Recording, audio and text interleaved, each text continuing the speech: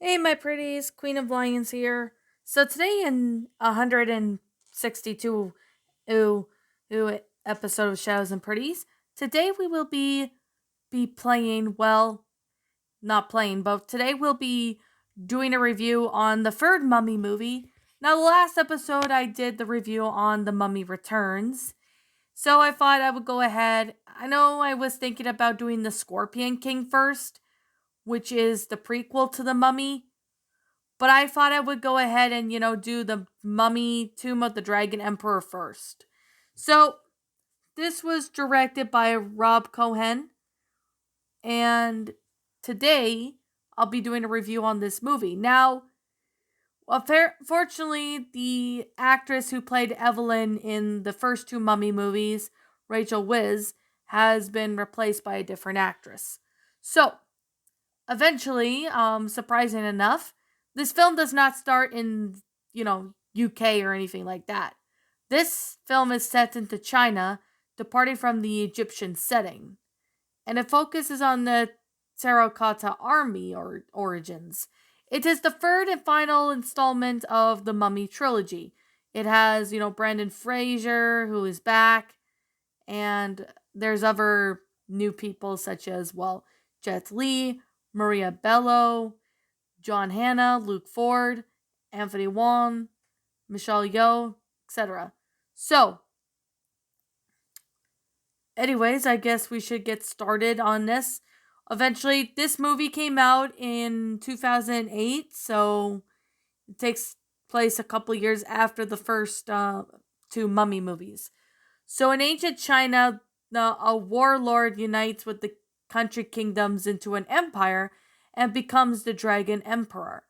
He orders the construction of the Great Wall of China, and he has his enemies' corpses are buried underneath.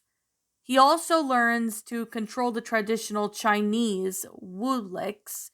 I do apologize if I don't say things correctly. Elements.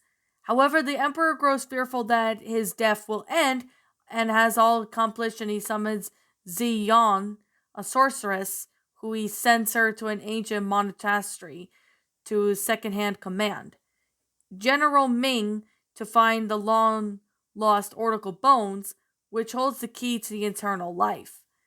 Ziyan and Ming eventually fall in love, despite the Emperor wanting Yu Yang to himself when one of his servants witnessed them consuming their relationship. The Emperor has a Min executed as a retaliation. Yon then curses the Emperor and his soldiers, turning them into the Terracotta Army.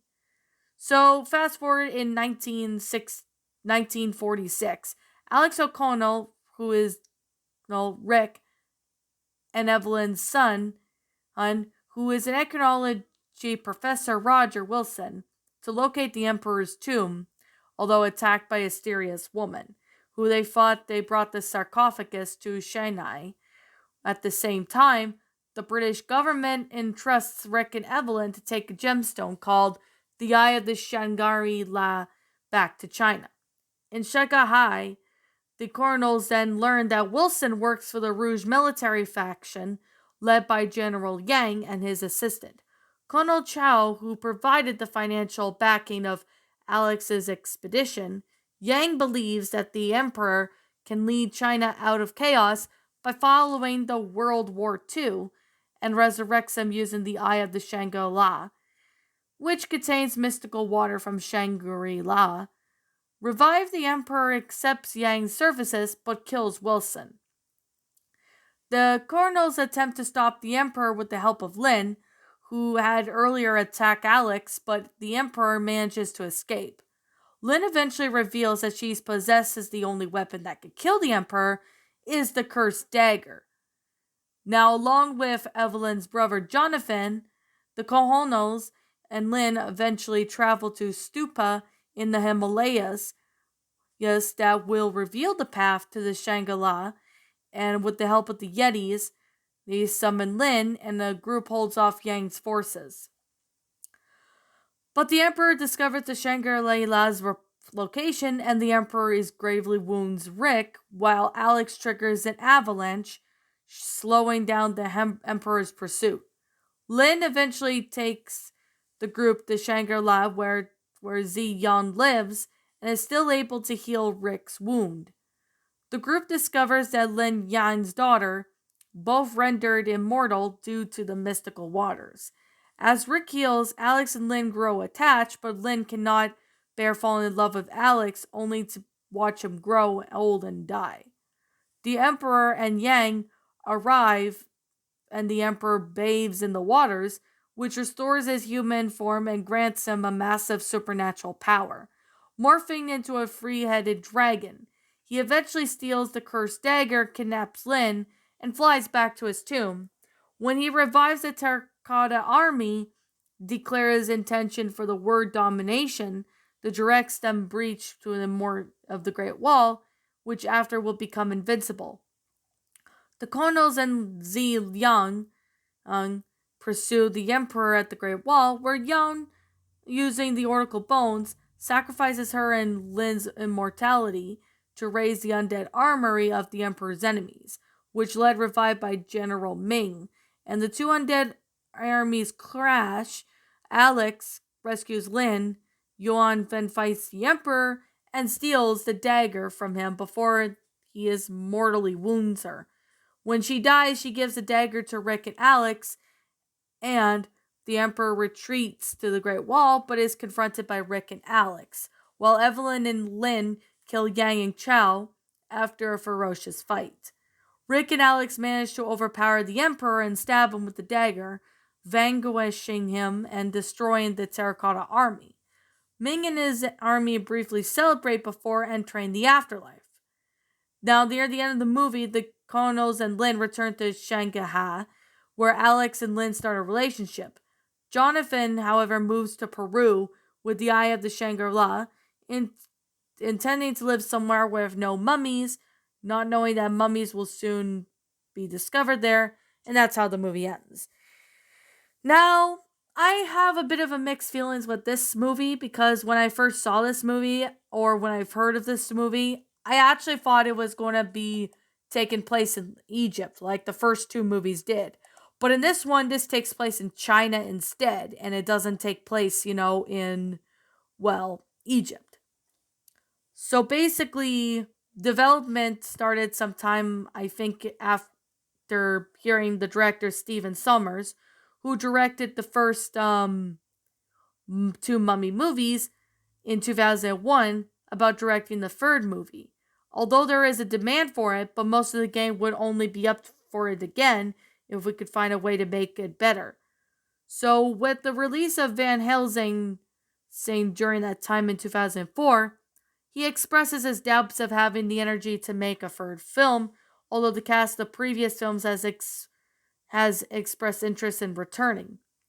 However, in 2005 in December, he reviewed the script written by Alfred Groh and Miles Miller and was about a Chinese mummy, China's first emperor who wants to take over the world with his army of accursed warriors in 1994. In 1940. Sorry, I almost said 1994. My apologies. The idea of the emperor and his army was based on the real-life Qin emperor and the Qin Shen Hang, who was buried amidst of thousands of craft and fair terracotta soldiers called the Terracotta Army. So the writing was going on as well as, certain casting, which it started sometime, in 2006 and all that. So, oh, bless me. And yeah. Now, about certain characters who, were returning and all that, it actually had a really good idea, but it's too bad that the original actress for Evelyn ended up not returning to do the cast, but they got someone else to play as Evelyn, who is played by none other than Maria Bello, in a sense. I mean, I really wish they got the original actress for the Mummy movie. That would have been, it would have helped out more better, and the film would have been a lot more better at this time. So, now the filming was going on went on a lot in China, and they did to make the city look like 1940s feel to it. So, of course, the visual effects looks pretty good and all that, and especially with the Yetis, the dragons, everything about it. And I could definitely say that a lot of people really did not like the third movie, and to be fair, I didn't really care for the movie, to be completely honest. Although this was released on DVD in 2008, but of course, that was just another one, to be fair. I didn't really care for the third movie that much at all. I really don't know why. I prefer the first two Mummy movies. I thought the first two were pretty good.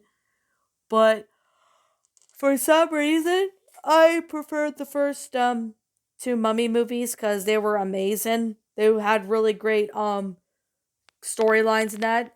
I mean, this one did have somewhat potential to be good, but the idea of it not taking place in Egypt, but taking place, in China, I mean, that concept seemed, quite a little bit original, and all that.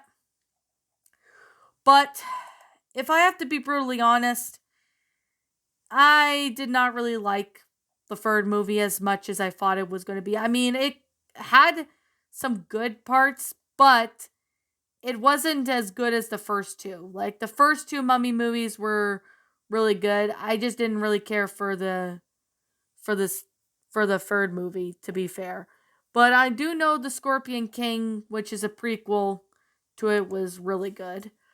So I really I'm a bit tired. I do apologize for yawning quite a lot, but I will give it benefit of the doubt that it had pretty good potential. But if I have to be honest, I didn't really care for the third movie. I mean, there were some visual effects and all that looked pretty good, but I honestly pretty much preferred the first two movies because those ones were pretty epic, and I've always loved the first two Mummy movies, but when it comes to the third movie, I personally did not care for it, but like I said, that's just my opinion.